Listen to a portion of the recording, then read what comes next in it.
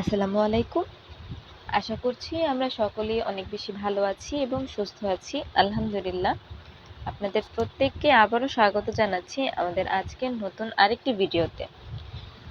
Last ভিডিওতে আমরা দেখেছিলাম এমএস পাওয়ারপয়েন্ট কিভাবে ইনস্টল করতে হয় এবং তার বেসিক কিছু বিষয়।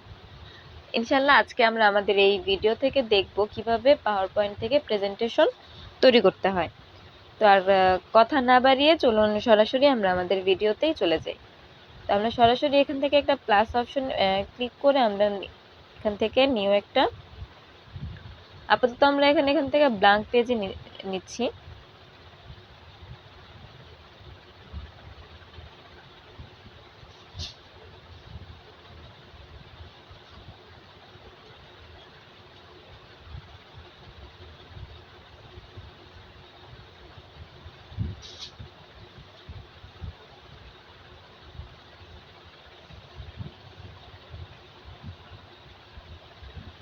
ওকে, গট ইট।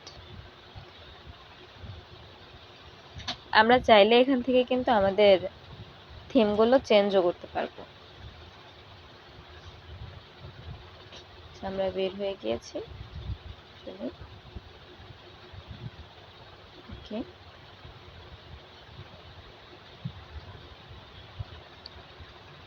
এখন হচ্ছে আমরা এখান থেকে লিখব। তো আপনারা যদি একটু খেয়াল করে থাকেন তাহলে দেখবেন যে আমরা কিন্তু সরাসরি চাইলে কিন্তু এখানে লিখতে পারতাম না। আমরা আমাদের স্ক্রিনে ক্লিক করার সাথে সাথে উপরে দেখেন একটা লাইন শো করতেছে, এখানে কি কি আছে। প্রথম এটা হচ্ছে কাট, তারপরের অপশনটা হচ্ছে কপি, তারপরের অপশনটা হচ্ছে পেস্ট, তারপরে হচ্ছে নিউ কমেন্ট। তারপর আমরা চাইলে একটা বিষয়কে ডুপ্লিকেটও করতে পারবো, রিপ্লেস করতে পারবো, ডিলিট করতে পারবো। এই কাজগুলো কিন্তু আমরা এখান থেকে করতে পারবো। তো শুরুতেই হচ্ছে আমরা কি করব, আমরা যদি এখানে ফার্স্টে লিখতে চাই, যেমন আমাদের যেহেতু প্রেজেন্টেশনটা শুরু হবে, তো আমরা প্রেজেন্টেশনের শুরুতে কি করব, ওয়েলকাম দিয়ে শুরু করতে পারি। ওয়েলকাম। ওকে, এখন আমরা চাচ্ছি যে আমরা আমাদের এই প্রেজেন্টেশনটা একটু চেঞ্জ করব, আমাদের এই থিমটা চেঞ্জ করব। তো আমরা লাস্ট ভিডিওতে দেখেছি যে কিভাবে থিমটা চেঞ্জ করতে হয়। এখানে অ্যারোতে ক্লিক করে দেন হচ্ছে হোম, তারপর হচ্ছে ডিজাইন। ডিজাইন থেকে থিম, আমরা চাইলে এখান থেকে কিন্তু যে কোনো থিম ইউজ করতে পারি। দেখুন ভালো লাগছে না। আমরা যদি নেক্সট আরেকটা দেখি, এটাও ভালো লাগছে না। যদি আরেকটা দেখি,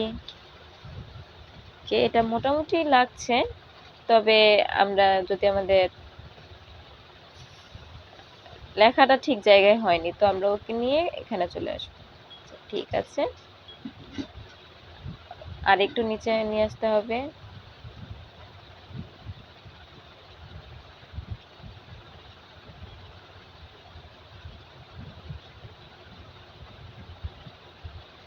ঠিক আছে, তো আমরা চাইলে কিন্তু আমাদের ওয়েলকামটাকে আরেকটু বড় করে দিতে পারি। তাহলে সেই ক্ষেত্রে আমাদের কোথায় যেতে হবে,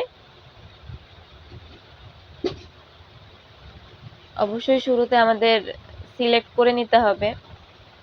সিলেক্ট করে দেন হচ্ছে আমরা এটাকে বড় করে দিব। আমরা চাইলে আরো একটু বোল্ড করে দিতে পারি, কালারটাও আমরা চেঞ্জ করে দিতে পারি চাইলে। আমরা এখান থেকে কি কালার দিব,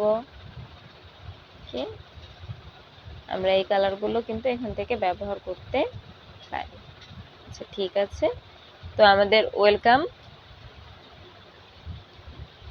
ওয়েলকামটা লেখা কমপ্লিট। তো এর পরবর্তী হচ্ছে আমরা নেক্সট স্লাইডে চলে যাব। আমাদের নেক্সট আর একটা পেজ লাগবে। আমরা এখন যদি নেক্সটে এখানে প্লাসে ক্লিক করব, প্লাসে ক্লিক করে আমরা এখন পরবর্তী পেজে চলে আসছি। এখন আমার কাছে এই বিষয়গুলো প্রয়োজন নেই, তো আমি এখন এগুলো ডিলিট করে দিব, কারণ পরবর্তী ধাপে হচ্ছে আমি আমার পরিচয়টাই দিতে চাচ্ছি। তো আমি পরিচয় যদি দিতে চাই তাহলে এখন আমি কি করব, আমার একটা ছবি প্রয়োজন। তো আমি যদি আমার একটা ছবি নিয়ে আসতে চাই তাহলে আমি এই ক্ষেত্রে কি করতে পারি, এখানে নিচে ছবির অপশনে ক্লিক করব। ছবির অপশনে ক্লিক করে দেন আমরা এখান থেকে আমাদের গ্যালারিতে চলে যাব।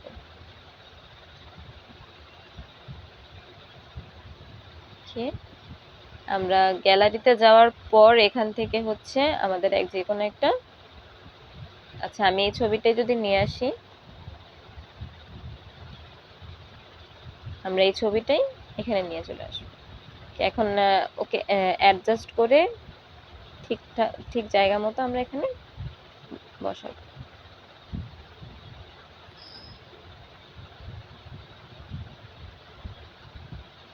আচ্ছা ঠিক আছে, আমাদের ছবিটা কিন্তু বসানো হয়ে গেছে। এর পরবর্তীতে আমরা চাইলে কিন্তু এখানে কোনো একটা বিষয় লিখতেও পারি। এখন কি লিখব?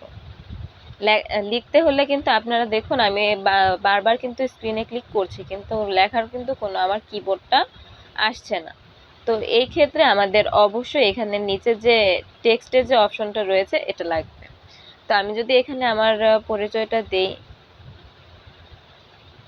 হাফিজা আক্তার,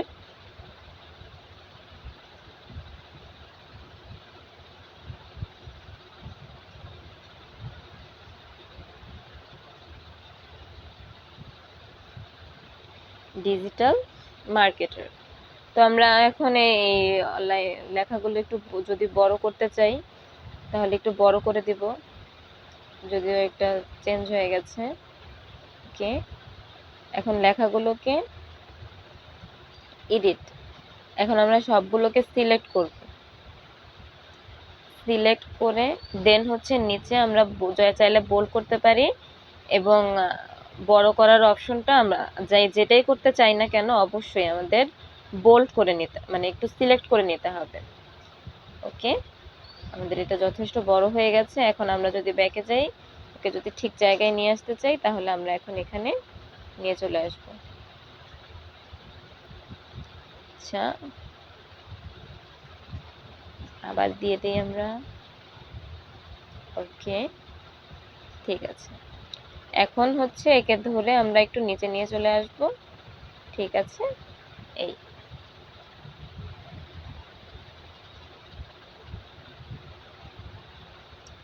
যদিও আমাদের থিমটার সাথে কিন্তু বিষয়টা যাচ্ছে না। আমরা যদি আমাদের থিমটা চেঞ্জ করে দিতে চাই, যে কোন থিমটার সাথে আমাদের কাজটা আসলে ভালো লাগবে, আমরা যদি এই থিমটা ইউজ করি তাহলে তাও ভালো লাগছে না। আমরা যদি এই থিমটা ইউজ করি, আচ্ছা থিম যেমন তেমন ব্যাকগ্রাউন্ডের সাথে এটা ঠিক যাচ্ছে না। আচ্ছা আপাতত আমাদের এই থিমটাই থাক। আমরা এখন আমাদের লেখাগুলোকে আরেকটু অ্যাডজাস্ট করে দিই, এবং আমাদের ছবিটাকে আমরা একটু চাইলে এখান থেকে কিন্তু আমরা ছবিটাকেও বিভিন্ন শেপে নিতে পারবো। বিভিন্ন শেপে কিন্তু আমরা এখান থেকে আমাদের ছবিটাও নিতে পারবো। এখানে যে অপশনগুলো রয়েছে দেখুন, আমার ছবিটা কিন্তু নিচে একটা ব্যাকগ্রাউন্ড শো করছে। তো আমরা এটাকে আরেকটু দিকে নিয়ে চলে আসি। ওকে, ছবিটা আমরা আরেকটু বড় করে দিই। আচ্ছা,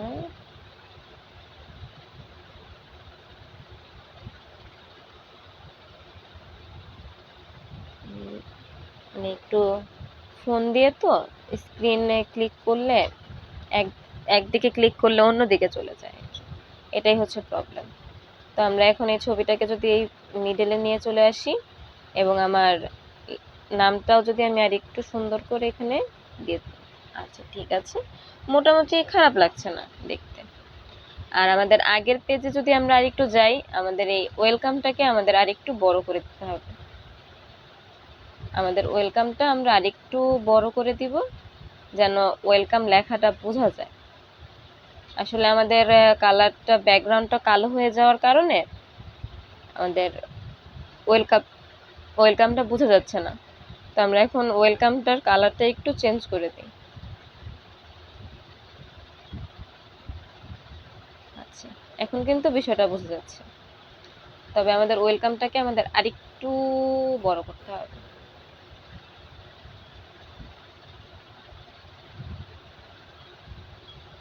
দেখি আমরা আরেকটু বড় হয় কিনা।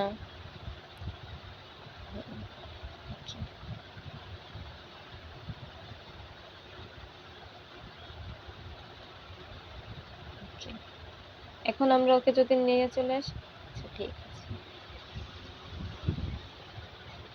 ওকে। মোটামুটি এতটুকু কাজ কিন্তু আমাদের এখানে কমপ্লিট। এবং পরবর্তীতে আমাদের ওয়েলকামের পরের যে স্টেপ আমাদের হচ্ছে যেই নাম, তারপর আমরা যদি থার্ড পেজে চলে যাই, থার্ড পেজে হচ্ছে আমরা এখন এখানে কি করব। আমরা যদি এখানে কোনো একটা টপিক লিখি, যেমন আমি এখানে সিলেক্ট করার সাথে সাথে কিন্তু এখানে এডিট টেক্সট চলে আসছে। তো আমি এখানে যদি লিখি যে হোয়াট ইজ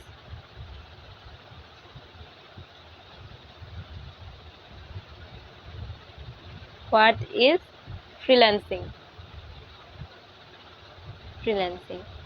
এটা হচ্ছে কি আমাদের প্রশ্ন। তো এখন অ্যান্সারটা চাইলে কি আমি এখন নিচে যা ইচ্ছা সেরকম ভাবে লিখতে পারি। যেমন ধরেন এতক্ষণ তো আমি ইংলিশে টাইপ করছিলাম, এখন যদি মনে হয় যে না আসলে আমার প্রেজেন্টেশন তো বাংলায় তৈরি করতে হবে, তো আমি সেই ক্ষেত্রে কি করতে পারি, তখন আমরা আবার এখান থেকে যেমন লিখতে পারি যে ফ্রিল্যান্সিং কি,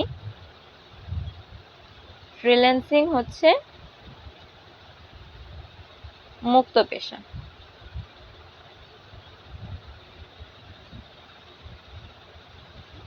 আপনি আপনার যে